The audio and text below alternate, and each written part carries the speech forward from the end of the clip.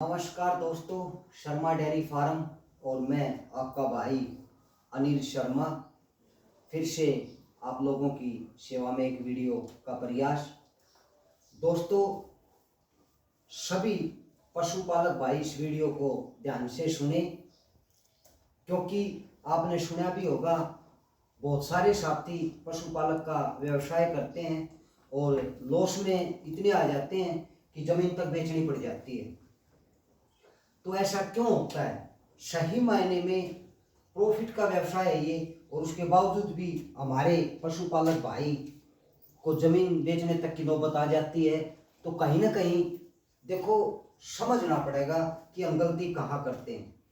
तो आज इसी के ऊपर हम चर्चा करेंगे। अपने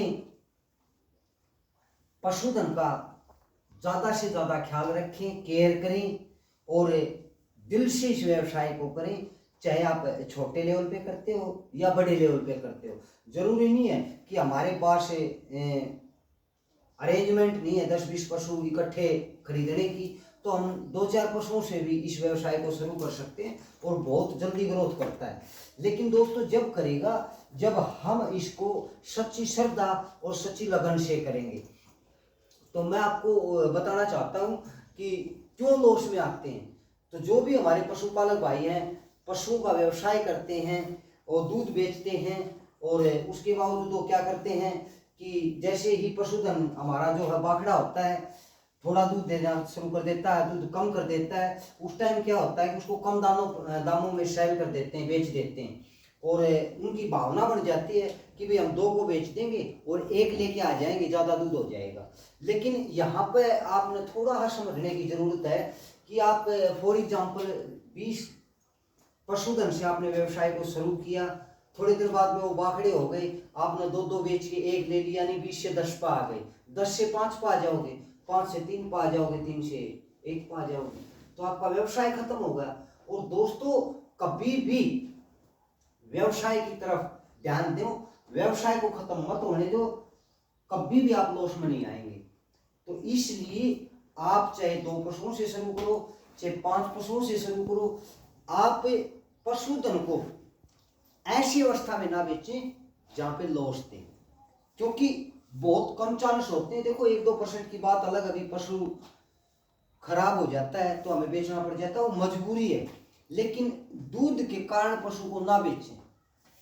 पहली बात तो केयर करेंगे तो पशु देखो दूध कम नहीं करेगा। मैं आपको बार बार बताता, देखो हमारे पास ये गाय है और आज भी ये इसकी बछड़ी है इसी ब्यात की, और लाइव मिल्किंग भी मैंने वीडियो बनाई थी, आप लोगों ने देखी भी है, काफ़ी प्यार भी दिया है। आज भी बड़ा अच्छे लेवल पे दूध दे रही है और अब ये बच्चा भी देगी। तो इसलिए पशु को खान पान का जो है ध्यान रखेंगे, रख रखाव अच्छे तरीके से करेंगे, उसके साथ मेहनत करेंगे, तो कभी भी आपका पशुधन दूध इतना कम नहीं करेगा जितना आप लोगों के पशुधन करते हैं। दूसरी बात, अगर जब फिर भी ऐसी अवस्था हो जाती है 1% 2% भी आपका पशुधन ने ज़्यादा दूध कम कर दिया, कोई दिक्कत नहीं, कम से कम वो अपना खर्चा निकाल रहा है। भाई कम भी दूध कर रहा है तो कम से कम वो अपना जो खर्चा निकाल रहा है।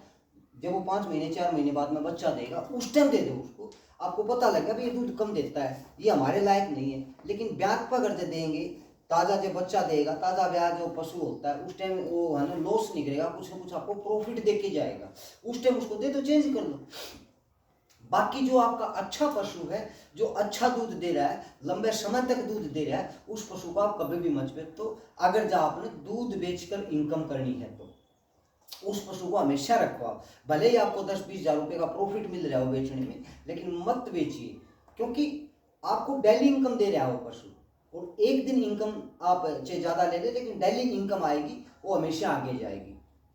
उसके बाद अगर आप ब्रीडिंग पे काम करते हैं तो दोस्तों, आप क्या करते हैं, यहाँ पे भी कई साथी हमारे मार खा जाते हैं, भाई हम ब्रीडिंग का काम करेंगे, कोई अच्छे दूध वाला भैंस लेके आएंगे, अच्छे दूध वाली गाय लेके आएंगे, और उसमें फिर क्या है कि वो बहुत सारा पैसा इन्वेस्ट कर देते हैं। ऐसा नहीं करना चाहिए, हमने थोड़ा स्लो कर लें, कोई दिक्कत नहीं, मेहनत का फल, समस्या का हल मिलता है जरूर, आज नहीं तो कल। तो जैसा भी पशुधन हमारे पास है, हम उसी से ब्रीडिंग के ऊपर ध्यान दें, अच्छा सीमन यूज करें, वो बच्चा देगा तो वो ज़्यादा दूध देगा, सच्चाई है। फिर उसके ऊपर अच्छा सीमेंट यूज करेंगे और ज़्यादा देगा। वो क्या होता है कि हर उस पर ब्रीडिंग के ऊपर आपकी एवरेज बढ़ती जाएगी और धीरे धीरे धीरे धीरे करके आप वहाँ तक पहुँच जाएंगे जो आपका टारगेट है। तो इसलिए सभी साथी इस व्यवसाय को सहनशीलता से करें, पेशेंस के साथ करें और ईमानदारी से करें, दिल से करें, अच्छी मेहनत के साथ करें। दोस्तों कभी भी पशुधन का जो व्यवसाय है आपको लॉस में नहीं लेके जाएगा। पशुधन का व्यवसाय अगर लॉस में लेके जाता है तो उसमें हमारी कहीं ना कहीं कमी है और हमारी कमी कभी भी हमारे को खुद को नजर नहीं आती दोस्तों। तो प्लीज आप अपना जो काम करने का ढंग है, तरीका है, उसकी तरफ जाकिए। मैं कहाँ पे कमी छोड़ता हूँ, क्या पशु को खिलाता हूँ, क्या नहीं खिलाना चाहिए, क्या खिलाना चाहिए, ओरिजिनल फीड के ऊपर आप ध्यान दें। जहाँ तक प्रयास रहे अपना फीड अपना खुद तैयार करें। मैं बार बार बताता हूँ एरिया वाइज अनाज इकट्ठा कर लें। जिस एरिया में मक्का सस्ती होती है मक्का ज़्यादा ले ले, बाजरा सस्ता होता है बाजरा ज़्यादा ले ले, जौ सस्ता होता है जौ ज़्यादा ले ले, गेहूँ सस्ता होता है गेहूँ ज़्यादा ले ले। जो अनाज महंगा हो थोड़ा कम मात्रा में ले ले, सस्ता हो थोड़ा ज़्यादा मात्रा में ले ले, उसको मिक्स करके आप उसका दलिया बना सकते हैं। उसके बाद जो खली है और आपका बिदोला है वो बाजार से ले सकते हैं। तो उसमें क्या होगा कि एक तो आपका ओरिजिनल फीड हो गया, दाना ओरिजिनल होगा। दूसरी बात क्या है कि आपकी जो कॉस्ट है, आपका जो भाव है वो सस्ता रहेगा जो बाजार से बाखर लेके आते हैं, दाना लेके आते हैं।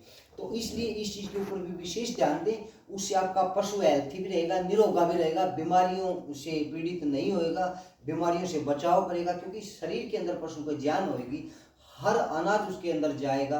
हर अनाज आप अपने पशु को खिला रहे हो, मेथी भी खिला रहे हो, चना भी खिला रहे हो, मक्की भी खिला रहे हो, सोयाबीन भी खिला रहे हो, मूंग भी खिला रहे हो, मोठ भी खिला रहे हो, गेहूं भी खिला रहे हो, बाजरा भी खिला रहे हो। तो ऑटोमेटिक हर बीमारी से लड़ने की क्षमता आपके पशु के अंदर होगी दोस्तों। हर विटामिन की पूर्ति आपके पशु के अंदर रहेगी। आपके पशु के अंदर अच्छी मात्रा में खून रहेगा दोस्तों, तो बीमारी नहीं आएगी। तो सभी साथियों ने इस वीडियो को अच्छे से देखें और सभी साथी इसके ऊपर विचार करें और अपने पशुधन का अच्छा रख रखाव करें। थैंक यू दोस्तों, फिर मिलते हैं नेक्स्ट वीडियो में। सभी साथी कमेंट में बताएं कि वीडियो आपने कैसी लगी। और थैंक यू दोस्तों, राम राम, धन्यवाद।